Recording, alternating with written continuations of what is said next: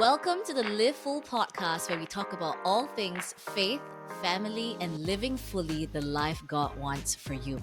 On today's episode, we'll be talking about raising a big family, sharing some helpful home management systems, and even some tips on how you can harness YouTube as an income stream. And today, my guest is someone I've known for a while, but I finally had the privilege of meeting in person about a year ago in Mexico City. Oh, please welcome Sarah. Sarah, welcome to the show. Thank you so much for having me. I'm excited to be here. Well, thank you for coming on the show. So, Sarah, what's funny is actually I knew your dad first before I knew you, right? Yeah. My husband and I, we love your dad, your parents, right? We even spent some time with them last year in Florida. And so your parents are really special to us, and they speak so highly of you, and even before I actually met you in person, I already heard so much about you. I heard so much about your life, and so I was very excited to meet you at that conference last year. We got to have pasta together. We went on some fun little Yes. tours together too. So that was really fun. So Yeah. maybe let's start with this first. You can maybe tell everyone a bit more about yourself and introduce yourself a bit. Yeah. Okay. Well, I'm Sarah, and my husband Solo and we have 11 children. They're all ours together. Yeah. And their ages 21 down to 3 years old. So 3 is our youngest. The first time I haven't had a baby around for a long time. It's very odd for me. Very, very odd. No one in diapers. And I homeschool them. We've always homeschooled the whole time. They've never been in a traditional school, which has given us a lot of freedom to travel as we want to. My husband's from Kenya. And so we try to go back to Kenya whenever we can, which is expensive, but totally worth it. Yeah. And as you can imagine, with a big family, but we pastor a church in Nebraska, which is right in the middle of the United States. And we just have a lot going on. I do YouTube, and I've done that for quite a while now. And then my husband also, he pastors, but he also has a finance business, which is really a ministry. And he helps families with their finances, and he makes money that way too. And we just have a lot going on. About a year, or about, I guess, 2.5 years ago, or 2 years ago, we moved out to a large property where we are homesteading even. What were we thinking? What did we do with our extra time? Might as well fill it up. And so right now I'm like literally milking cows, and we have chickens and eggs and meat, and it's so fun though. So it's gotten us, it's been a fun project as a family, and just spending time together and being outside a lot more. And it's awesome. We love it. But yeah, that's a nutshell of everything we do, which sounds like a lot, but it kind of all fits in somehow, works out. Yeah, I love it. I mean, I think one of the things that I was definitely amazed by, because obviously, like, okay, we're in Singapore, right? And, in Singapore, it is almost impossible to find anyone who has 11 children. Yeah. And I think so, like, hearing your story was pretty amazing, because how do you do it? How do you raise like 11 children? What's like maybe the most fun thing about it, and maybe what's the most challenging thing about that? I always say it's a party all the time in our house. It's so much fun, and it's also so messy, and all the things that come with a party. But those kids, the thing people ask me the most is like, how do you feed all those children? How do you make dinner for that many? And I think all together in Parenthood, and when it comes to food and everything, is they came one at a time. I didn't have like 5 at once or anything. Yeah. And so we just slowly kept adjusting. And actually, after a while, I don't know how many kids it was exactly, but like 4 or 5, they're just starting to play with each other, and they have so much fun together. My kids love to play together and have fun together. I feel like in a way, when I had all little ones that could do nothing for themselves, it was really hard. But as the older ones started getting older and everybody's just kind of working together and playing, it wasn't as hard. So it's not just exponentially harder.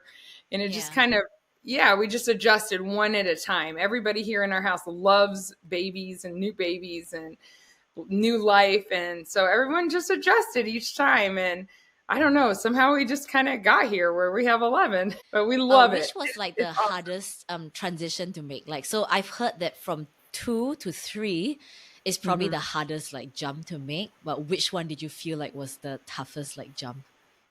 I think going from none to one is significant.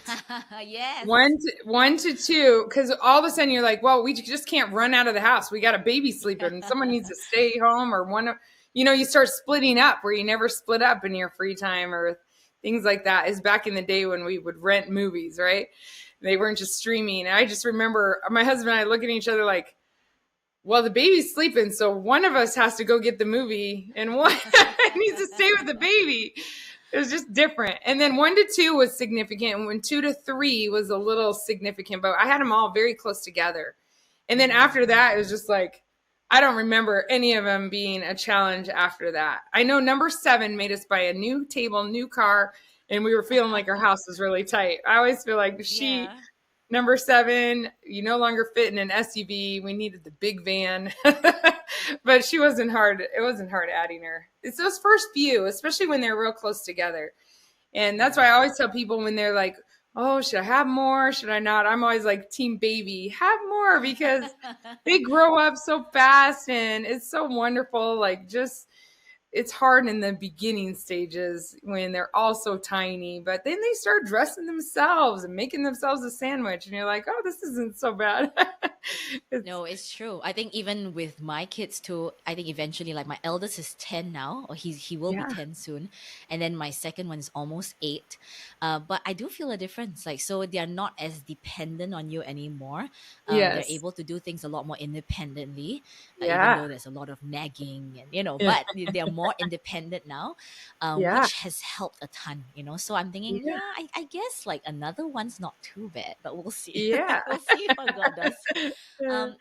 I know that I mean, because your kids have such a wide like age range and you have so much like, even with all this experience of parenting, I know a lot of parents are listening to this podcast.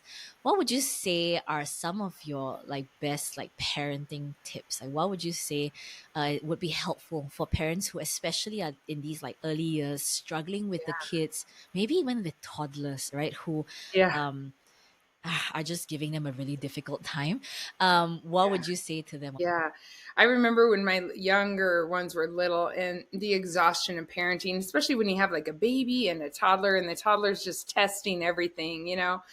And I remember an older lady at church telling me, um, when the child keeps going to the outlet and you keep taking the child away from putting their fingers in the outlet, you have to just keep up getting up and doing it over and over. And I was like, well, what if Yeah. it keeps happening? And she said, you keep getting Keep up, doing it. you keep doing it. And that Yeah. really stuck with me. It's like that consistency when they're very young makes all the difference. People talk about terrible twos. I personally, okay, I don't like the term, but whatever.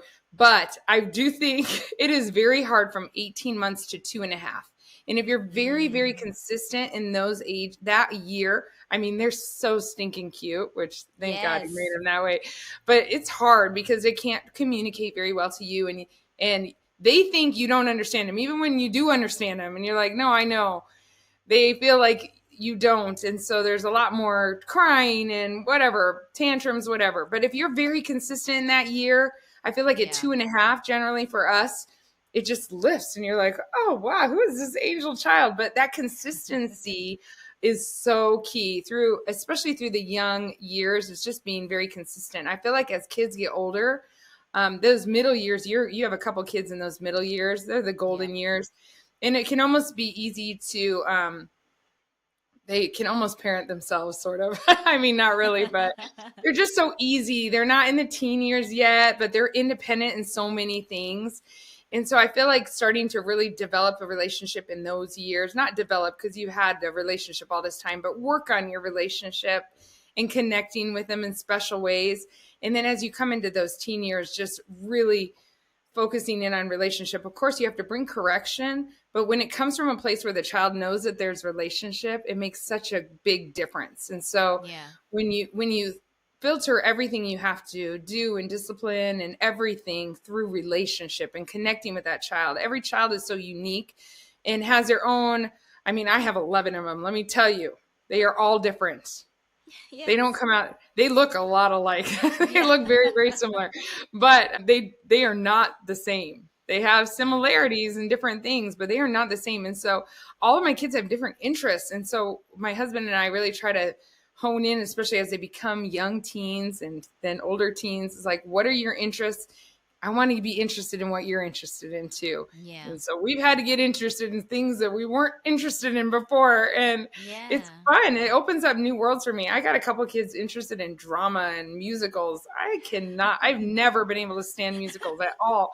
And now Yeah. I find myself sitting in musicals all the time and I'm starting to really like them. And I'm Yeah. pumping them up like these are awesome. I hope you get the part. And you get your kids into musicals, get into musicals. Whatever it Wow. is, you like start investing your time into what they're interested in. I think that's my generalized overall parenting advice is be very consistent and then really focus on relationship, if that Yeah. makes sense. Yeah, no, absolutely. Like what are some like practical ways that you build the relationship? I think that's kind of my season now.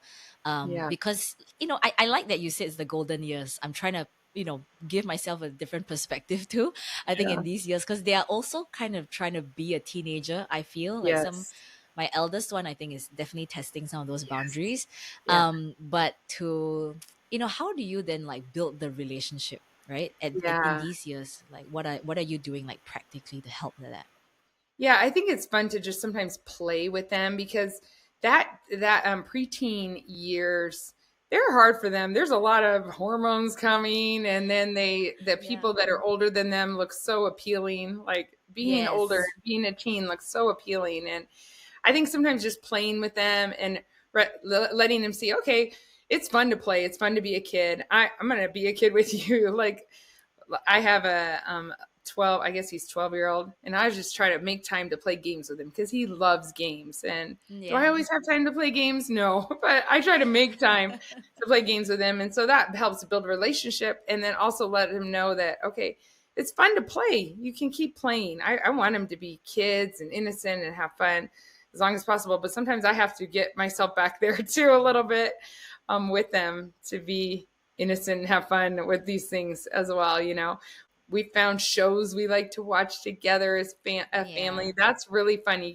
Find a series that your family all approves of. That's amazing. That's Yes, cool and right there. all 11, I mean, that Yeah. is a huge achievement. That's a little harder, but yeah, we'll find them for like the preteens and up, and that we can all just sit and laugh together. That's so fun. That bonding time. I love taking kids with me when I run errands. When they're kids, they want to Mm-hmm. go with you, but then they get to an age where they don't want to go with you as much. And I have now for the perspective of having them grown. My oldest just got married, like 6 months ago. Having Yeah. having had kids grow up and get married and having little ones, the perspective you have of how quickly it goes, um, and just how those moments where they want to come with you, and sometimes it's a pain for them to make things in the kitchen with you or run the errand. It would just be easier to clean it up or do this or that by Yeah. yourself, make dinner, whatever. But you realize when you're investing that time with letting them do what they're interested in with you, bringing them along, encouraging it, it's so much easier later as they grow up Yeah. to convince them to do it with you because it will Yep. change where they are not so interested. And that's just the hard truth of it is there are some kids that don't, but a lot of them they do start naturally pulling away. And so you want to find things that you can connect with them and spend time with them. And so Yeah. like I said earlier, finding their interests really helps because Yep. as they come to the teen years and there's that natural pull away in some things. When you have some shared interests, even if you're having to find these interests shared Yeah. yourself, then it provides an area for you to build relationship and spend time with them in Yeah. that season. Yeah, no, that's really helpful. Like, I think one of the biggest struggles that people have here, especially with having more kids, is Mhm. they say, I don't think I have enough time for another one, or Yeah. I can't split my attention. Yeah. How do you find time to do that how do you like meet that individual like child's needs and love them individually? Because Yeah. I feel like that's the biggest challenge for most people. They say, I Yeah. don't know if I can do that. Like, it's not fair. to the Oh yeah. next child, or how do I split my attention, so many ways. And you have 11, so I know you have a lot of experience here. How do you do that? Well, for us, one unique thing is that we homeschool. So we do have a lot of Yes. time. I have a lot of time with each of my kids, but I try to do things. First of all, the gift that they have of each other is huge. Yeah. So when I do, there was something you said. I think it was this that it would be it's unfair to them. That was what it was. Yes. I feel like you're giving your kids such a gift in siblings. They have such a Yeah. gift that actually goes beyond my husband and I because they'll have each other after we're gone. Is Yeah. the plan, and they have that as a gift, but they get our attention in a lot of ways together, or in like seeing younger ones together with us, or different groupings. And then when we see, well, first when we do errands and different things, we try to take one child along with us. And especially Yeah. if there's one that's just pulling away a little, or you're just like, oh, I wonder what they're thinking, they haven't really opened up to me for a little bit, that's the one we'll take, or we Yeah. find projects to do with that child, and find ways. I love to read aloud to my kids. And so I've often done it in our homeschooling. We picked a curriculum that's a lot of books that we read aloud, and I thought I didn't love reading aloud at all, like reading books aloud. And turns out I love it when it's with one of my kids, because we're discovering something together, and it's so Yeah. fun, and just spending that time with them. Um, it it's good quality time. And even if you don't have much time and your kids are in school, I think you I don't know how much time individually, small families. I guess I grew up in a small family. I don't remember just like being one-on-one with my mom all the time. And I just had Yeah. one brother. And so Yeah. I feel like my kids are really well adjusted to all ages and all stages because of our big family dynamic. But we have a lot. I don't think any of our kids, they beg me all the time, when are you having a 12th? We want another one. Wow. So I don't think they feel like it's unfair to them. I was Yeah. asking one of my daughters the other day, what would it be like if you were an only child? Because we took her out to dinner for her birthday, my husband and I. So it was just the three of us. And I was like, can you Wow. imagine if this was your life and you were an only child? She's Yeah. like, I wouldn't like that. She didn't want a room by herself. She loves having her sisters in Wow. her room. She's like, that would be awful. She's 8. Wow. But She can't kids, imagine siblings life are, without them. Yeah. yeah, siblings are such a gift to each other too. So I don't think it's all about how much time I have individually with each one, although we get Yeah, that. yeah. No, I think that's helpful because I think there's a perspective thing too.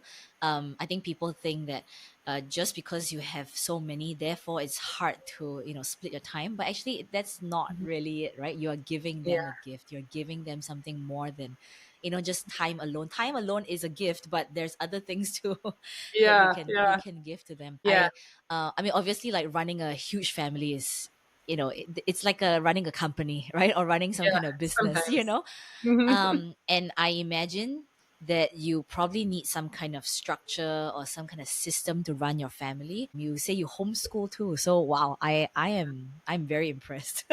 Yeah. Because I know it's not an easy feat. And so, how do you run your home? Like, what are some things you do? Well, we have a basic routine that we go. I don't generally do very scheduled. Sometimes I'll go through seasons where I try to schedule it down to the half hour or something, but it never lasts really long. We always fall back into just a routine of the day. But I always think if I was getting all of these kids out the door for school every morning and then doing homework with them at night, I feel like that would be harder. So in some Yeah. ways, I think I have it easier because we can have a relaxed morning if we want. We sit around, we pray together, read the Bible together, Yes. we read a book together. Then everybody kind of does. I teach them how to, as soon as they're reading well, I teach them how to learn themselves. And so then I'm checking in with them on certain things, but they are independent learners. So they're learning from the textbook themselves as pretty young, which I think a lot of kids don't learn till college around here. I'm sure Singapore is way advanced of the US, but like sometimes that skill of just learning from a textbook yourself does not come here till college, unfortunately, and that's not cool. Yeah. So I'm teaching them that very young so that they can actually learn how to follow their own school schedule and get done what they need to. And I'm just checking in with them and helping who I need to. It keeps me very busy, but that's times I get alone with this one or alone with that one, or I'm making bread. So I call someone to help me, and I have time with that child. But we have a routine that we follow. It changes a little day to day, but everybody kind of knows the routine, and that's Okay. how we get everything done. And some days we don't, and it all goes crazy, and that's okay too. I think the more I have a lot of people tell me, oh, I could not have that many kids, or I couldn't homeschool because I don't have that patience. And I don't know if they think I was just like born with a special gift of patience, because that was not the case at all. But I feel like Good to know. I've had to get a little more organized. I don't think I'm mega organized either. I like to manage a lot, but I'm not super organized. I'm not one of these people that just go crazy for the office supply store and have everything totally, just perfectly organized in my cupboards and all those things. I've had to get organized a little more with each child, I would say, just for survival. Yeah. And boy, it works patience in us, and that's awesome. I feel like sometimes people have their perspective around here, like the more kids you have, the holier you are. I feel like the more kids I have, the more I see my need for Jesus. And it's growing me all the time too. And it's awesome. I can see growth in myself over these years. But yeah, just we follow somewhat of a structure, a pretty good structure, just to survive, especially 4 days of the week we go hard. And then we're just like doing all kinds of fun projects and whatever needs to be done the other days, and trying to rest a little here and there when we can. And it's Yeah. great. We have such a fun, full life. I just love it. And I'm living my dream because I always wanted a big family, and I it's so love much it. fun. Yeah. Yeah. No, I think about a family that, because I know you guys run like a home management course, right? And you do that, you Yes. offer that to families. Hmm. And if, a family is struggling right now, like what is the Yeah. first thing that they could do, like to try and help manage their home? Yes, I do have a course. And the one thing I teach in that is that we are the experts for our own home too. Yeah. That's a big thing, is like, you don't have to copy somebody else. I think the Lord gave you your children, which are unique and for Good. you and your personality. And sometimes women don't know how to walk in confidence in what God has given them, and the giftings he's placed in them too. And so sometimes we just get so overwhelmed and overthinking things. And I think a lot of times, I don't know, in my own life, when I'm stuck like that and just seems so overwhelming, there's usually one or two things that I've been putting off for a long time. And if I just go do those, it's like Yeah. it releases something and I can suddenly think again. Sometimes we have to let go of things. We're trying to do way too much, or get too many activities for the kids. I know people that have so many activities for the kids that they don't actually have a family life at all. And Yeah. we it's all about the balance. So sometimes I have to step back and look like, okay, are we doing too much? What do we need to just let go of? Because Good. that Yeah. relationship with our kids is important, and we only have them in our home for a certain amount of time. That relationship that we have with them and that we're cultivating with them and the Lord is so important. Do we have time for that, first of all? Yeah. And then we kind of go from there. Make sure we are not doing too much. We need to step back and change things, change the routine. I love change. When things aren't going well, we change things. I think I've gotten good at it, because every time you add a baby, it's change in your life. And so Yes. when things I'm all about routine, but I'm all about changing it. When it's not going well, I change it. Yeah. So Good. I Yeah. like to tell women, especially too, like, just look around. What do you need to change? Don't be afraid to make changes. It's okay to Yeah. change. Sometimes we can be afraid to change, or think it's a lot bigger deal than it is. Let go of things now. If you have too much, let go of things, make a change, put some structure. Kids do love structure, and they thrive with structure. So if you got kids that are just struggling, sometimes a little more structure is needed. Whatever that change needs to be, you can figure it out. I like to encourage women to keep trying to figure it out, because it's not fun living in a not peaceful household. Yeah. You want to feel peace in your own household. And sometimes moms don't. They just feel like it's chaos. Well, what's making it feel chaotic to you? Is that your living Yeah. room is a disaster? Maybe you just need to pack up the toys for a while, Yeah. If it's the chaos that visually that you're just seeing all the time, maybe you just have way too much stuff. Just get rid of stuff. You're going to find out, like, your relationship with your kids when you just get rid of all this stuff and you won't have to be cleaning constantly or looking at it feeling guilty. That's not Yeah. worth it at all. And sometimes we just need to make a change like that. But I do think that that the Lord can give you the answer. There's been so many times in our parenthood journey where I just felt like, okay, something's not right. It's whether it's with a child, whether it's with my routine, it's chaotic day after day. This is not right. And I know that the Lord hasn't given me these children to live chaotically. Yeah, And good. he hasn't brought me to this place or whatever I'm doing, this YouTube channel, whatever it is. It's not to live like this. I know he's called me to live in peace, and I might be missing something. And so I start asking him, and he will give me something that I never thought of before. I never would have thought of before. And so I go to him when it's like, okay, this isn't right. I need to make a change and figure out what is that change, Lord? And he is so faithful to tell us like what we need to hear when we come to him. One time it was my laundry. I mean, you have children. Sometimes the laundry, I had Mount Laundry in my bedroom, and it was just like Mount Laundry. And I would conquer it. I would sit down. Okay, I'm going to watch my favorite show. I'm going to fold all this laundry and put it away. And I did it. And like 4 days later, I had Mount Laundry again. And I'm like, okay. I got to the point where I was praying about laundry. I thought, who am I? Who am I that I'm praying about laundry? But you know what? The Lord gave me a solution for it that I had not thought of myself. And it was so simple. And I'm like, Lord, why didn't you give me this before? And he's like, you didn't ask. And it changed everything. And it's been years since he gave me that solution. I've never had a mountain of laundry once since then. Wow. And it's just, I do it like I do my dishes. And I was talking to my neighbor soon after I prayed, and she's like, you know what? I just had this revelation to do my laundry. Like, she also had 11 kids. She's like, I have a revelation to do my laundry like I do my dishes all the time. And I was like, oh, that's what I need to do. And I just do it every day.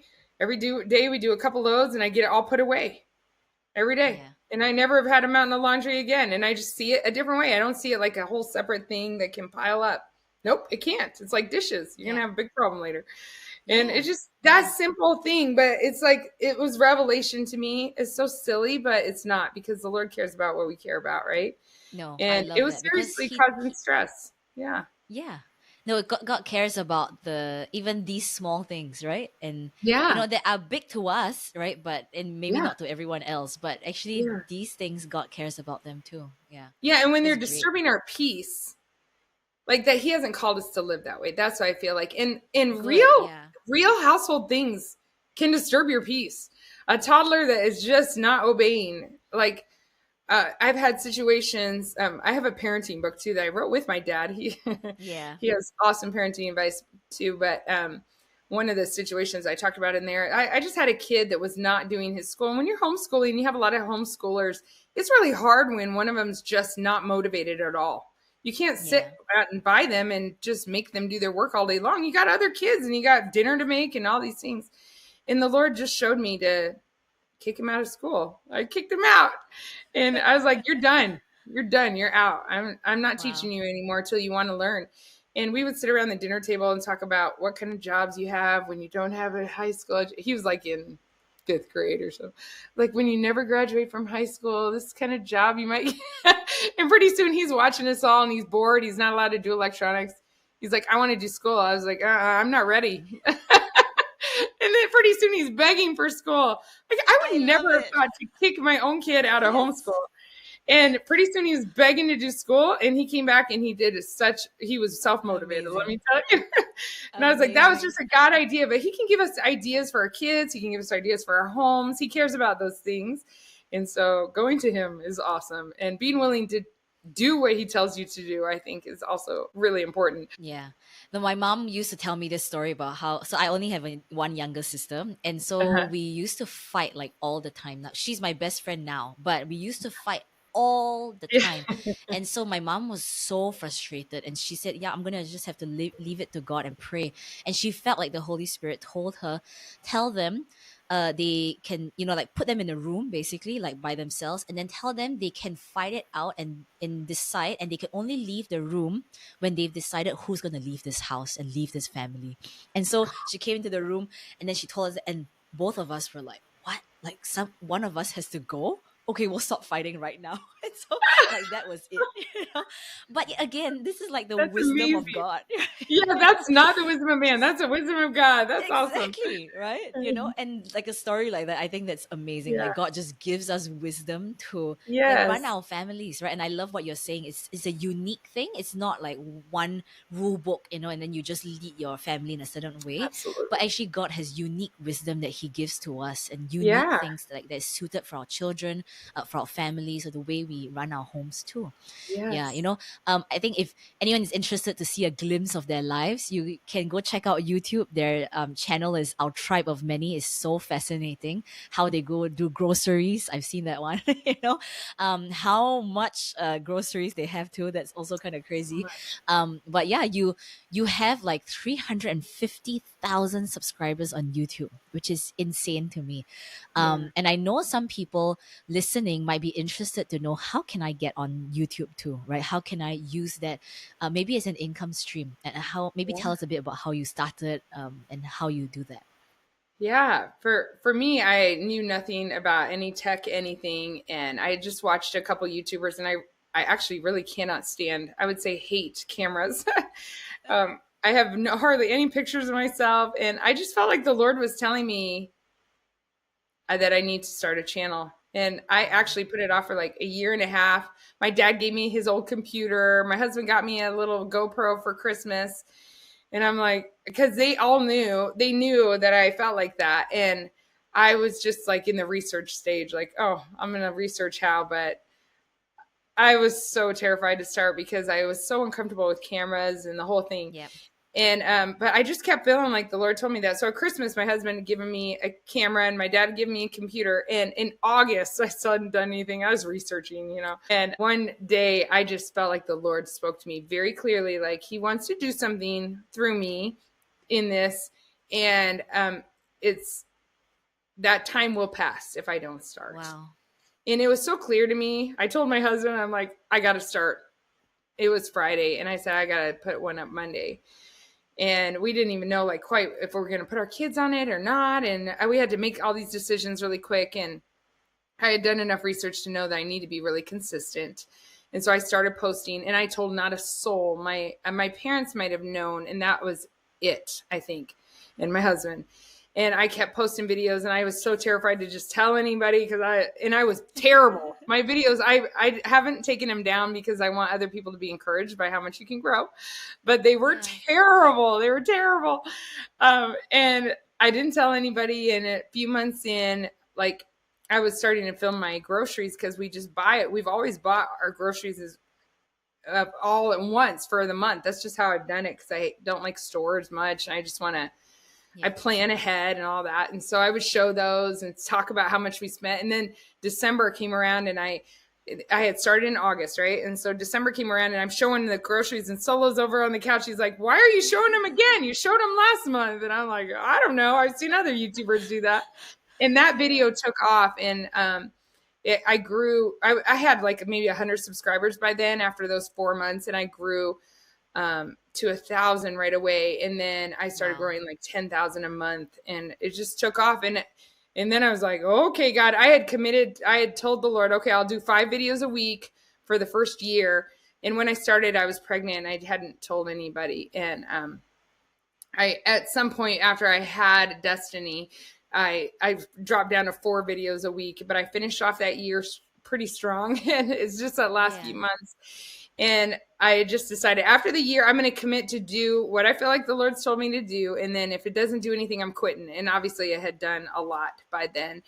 And yeah, I just look back. I'm like, wow, Lord, he was making a way for our family to provide for our family in a way we hadn't Good. even dreamt.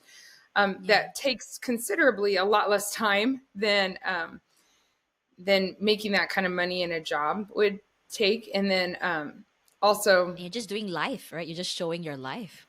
just showing my life. And then also after that year, I dropped down, I think, to 3 videos a week, which is a lot more manageable, but that consistency really does help. And then I don't know. I just felt like I see a lot of people struggling on YouTube for a long time. And so I don't think it's for everybody necessarily, but I feel like whatever it is, whatever the Lord's showing you to do, it's like that. You don't want to miss the opportunity of what God has for you if you really feel like he's calling you to something. And I'm thankful I didn't miss it. I always wanted to travel the world. I had two dreams in my life. I wanted to be a missionary all over the world, and I wanted to have a huge family. And those two things don't go together super well. I'm just having 12 children, and I don't have 12, but I wanted 12, and I wanted to travel the world all the time. I wanted to be in all the countries. Like, ask me where I wanted to be. Even when I was young 20s, I was like, everywhere. I'll go anywhere. Yeah. And here I am still in my hometown. But the Lord uses me all over the world, and I get to meet people from all over the world. And I've been able to impact people for Christ all over the world from my little home in Nebraska with all my kids. So I feel like when the Lord's leading you to something, he can do things beyond your wildest imagination. And it's awesome. Yeah. Yeah, no, that's so encouraging for me personally, because your Yeah. story, I think, is quite similar to mine. Uh-huh. My husband Chris bought me a mic to start a podcast actually 5 years Yeah. ago. Like, this was even Oh, before like the yes. COVID I know years, that feeling. Yep. 5 years ago. So I think at least you moved on yours like a lot faster than I did. Yeah. But A few I years just couldn't earlier. start. I felt so, inadequate. I felt like, Mhm. no one's going to listen. Like, who am I, right, to do something like that? But it was as simple as saying, okay, God, like, I feel like this is the time right now, and I just need to obey. I just need Yeah. to start. Like, even if it's like not the best quality, even if it's not like what I would consider amazing, right? But it Yeah. doesn't matter. Like, the most important thing is, like, if God is saying, like, move on it, then move on it. Because then God, like, Yes. blesses it. Yes, I Yeah. think so. I always think I don't want to miss what God has for me, Good. And I'm Yeah. sure I do all the time. Like, I'm not always praying enough to know what exactly he's saying. I'm missing probably opportunities here and there, but overall, my heart cry is always like, Lord, I don't want to miss the fullness of what you have for me or how you want me to minister to other people or just even when Yeah. I'm out and So good. about, I don't want to miss out on how he wants to use me. Although I'm sure I fall short all the time. He knows that's my desire. It's like to not miss what he has for me in the fullness of everything that God, that he has for us. That's probably why I got 11 children, Gladys. I Yeah, don't not want to miss missing anything. anything. Yeah. And Yeah. they're No, all that's so really. amazing. Yes, yeah. No, I've loved meeting your kids too. I mean, I got the chance to meet Judah and Katie just November, December. Oh, yeah. Yeah, and I've loved meeting them. I think it's just a testament to like how you've raised your kids too and how much Yeah. they love God, and all that. And I think it's beautiful to watch, honestly. I've really enjoyed it. And I think you said this at the beginning, and maybe we'll end off with this. You said that your life is really full, and I know it's also really busy. And honestly, busyness doesn't equate to a fulfilling or That's satisfying right. life. That's And so, right. what would you say are some important perspectives that you have in order to experience that full life, that abundant life that you have? Yeah. I like to be busy with things that are productive. Yeah. So I'd look at it all over. I just want to see things that are producing fruit. I don't mind being really busy. I think it's great for us to be busy. Idle minds is not idle hands, whatever the saying is, but it's not Yeah. awesome either. Sometimes I'm too busy and I have to step back from things, but I just like to look at what is it producing good fruit in our lives. Because that's where that fullness is really. Yeah. Sometimes there's seasons for things and then that grace lifts and that season's ended. And I think sometimes we can be hesitant to move on to a new season that God's called us to. And we just Yeah. have to have our hands open to the Lord. Like, okay, I'm moldable, whatever you want to do. I'm busy right now milking cows. And sometimes I think, why am I doing this? But I love it. It's very fulfilling to me, like to just be outside. It makes me get outside in the morning. And you have perfect weather all year besides your rain. We we have extreme temperatures. Well, you have extreme heat, I'm sure, but we have extreme We cold do and extreme heat. humidity. Yeah, humidity, extreme humidity. We have the extreme cold, and so it can be really easy to hibernate in your house for a long time. But having those cows makes me get out, and I've noticed it's been so good for my attitude and perspective throughout the day to just spend an hour outside in the morning, even in bad weather that I wouldn't normally have gone out in. So I feel like even that is producing good fruit in my life and in my kids' lives. And so I'm always looking at everything like, Lord, what should I be changing or doing? Because, because overall, I think this all the time. And I talk to my husband about this is, are we doing what's making what we know with what the Lord has for us? Because that's where we're the most content, right? We're feeling peace about everything. So even when it's very full, it's fulfilling. Yeah. When your life is very full, it's still fulfilling when you're doing what God's called you to do. And even if it's just a season and you need to move on from that season, I always say, if the Lord told me when to start YouTube, and the day he tells me to quit, I will lay it down that minute. Yeah.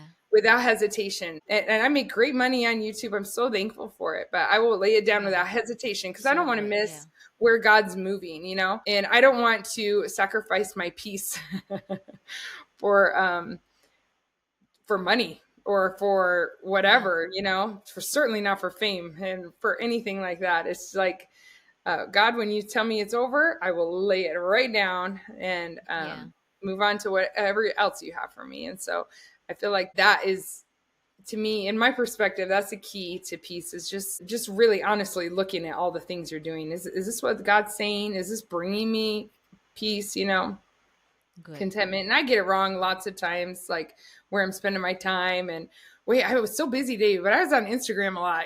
How'd that happen? Maybe I should delete that app for a little while. Like, we're all just human. I'm just totally human, but I get it wrong, and then I just keep looking at it like, okay, how can I change and get it right again? Get it right today. Yeah, that's so good. Well, thank you so much for joining me today, Sarah. I so enjoyed our conversation, and I hope you come to Singapore one day. I'll take you out for laksa. I heard that's your favorite.